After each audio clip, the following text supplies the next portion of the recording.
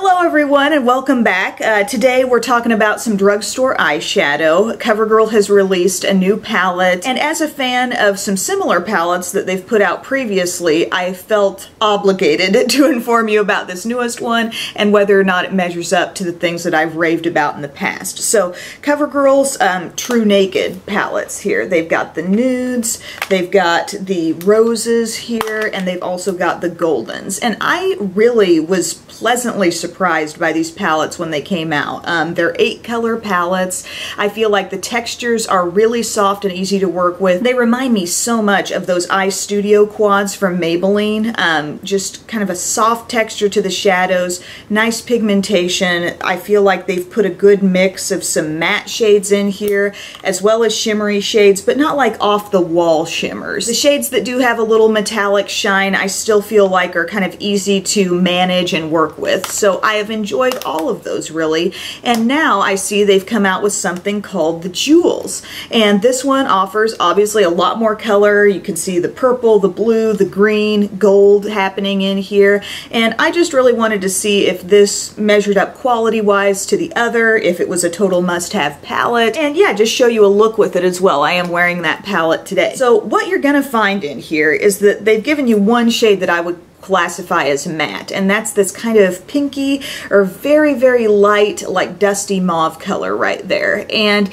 it is borderline deep enough to give you a little contrast in your crease, but really everything in here has some element of metallic sheen, sparkle, something going on. So I think many of us would look at this and not see it necessarily as a one and done palette, a palette that contains every shade you might need for a look. You might be dipping into some other products to feel like you had a fully like rounded out eye look. Just throwing that out there. I will say though, the black has a little bit of fine sparkle to it when you look at it.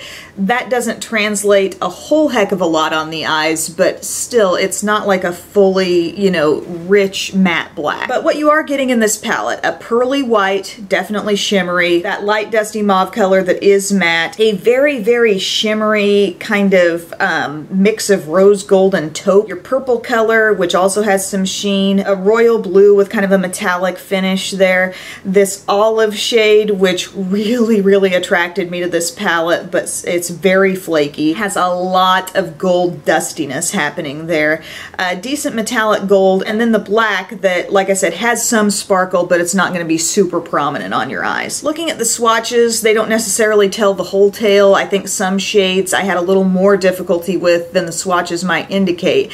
For example, the other day I did a look with the blue, and I felt like I was packing and packing and packing on the color, and never did I really see the impact like the way it's coming off in this swatch. I haven't yet used the purple in a look except as kind of an outer edge blending type shade, but it does appear to be a decent purple. The shades that were the most flaky for me were this color right here that's kind of, it makes me think of like a rose gold, but a little bit of bronze, a little bit of taupe at times mixed in with that, and then the green, so flaky. And I went back and I checked some of the colors that were in like the nudes or the goldens or the roses palette, because I knew there were some shimmery colors in there, and I felt those again, and sort of a commonality with the colors in here was that even though some of these colors were metallic and had some shine, they weren't off the wall in terms of being unmanageable. Like they weren't nearly as flaky as the couple of really flaky shades that I identified in here. There was a little more like hang togetherness, you know, when you swatch those shades out, when you apply them on the eyes, they packed on more quickly, more effectively. Here with some of these shades, I think it's going to be very important what kind of base you're working with. You're going to want something that these shades can really cling to, and even with that, with today's look, you know, I used a bit of a base and I still felt like things were going a little all over the place with that olive green. So in my opinion, I mean, at a glance, it's a pretty palette, right? You look at it, you think, ooh, you know, that's exciting, that's fun to see at the drugstore, and I like to see CoverGirl branching out and doing something, you know, that's different from all the nude shades. I just just don't feel like the overall quality was quite satisfying me as much as it is in all three of these. Not saying it's a complete dud product, but you've got to work a bit more carefully with some of these shades. You know what I'm saying? They need a little more special treatment. And that may not be something everybody wants to do. I mean, I think this cost in the ballpark of $10, and that might be pushing it a little bit. Like, I'm not thinking this is something I'd be repurchasing. But I do want to show you the look that I did today so you can see some application happening here. First thing I did, I took that matte light mauve color. I worked that into my crease just a little bit to get a little definition going there.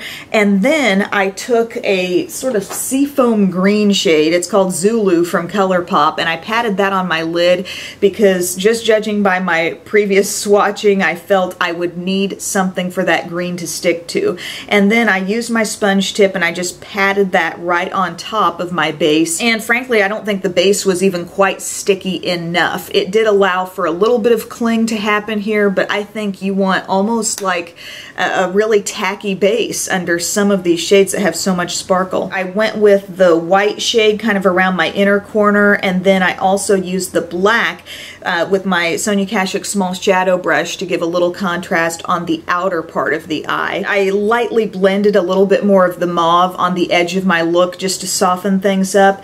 And then I went across my upper lash line with black liquid liner, Jordana Color Envy and Black Envy.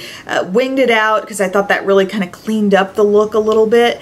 And I went for a white liner in my lower inner rim just because I thought that was sort of fun with the frosty white that was already around my inner corner. I used the black with an angled brush to sort of blend my wing in a bit with my lower lash line. Applied some mascara top and bottom.